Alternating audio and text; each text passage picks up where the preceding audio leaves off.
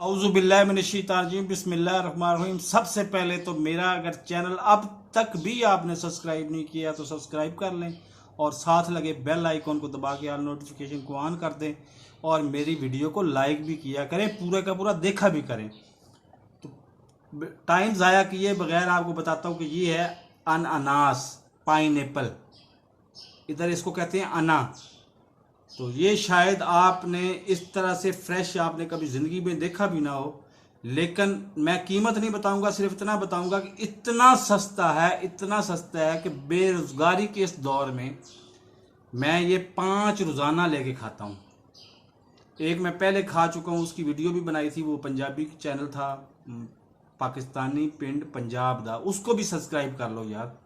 और एक ये आपको दिखा रहा हूँ और मेरे चाहने वालों को, लेकिन इसके लिए आपको इधर अफ्रीका आना पड़ेगा और अफ्रीका आने के लिए अल्लाह माफ़ करे, अल्लाह माफ़ करे, तौबा।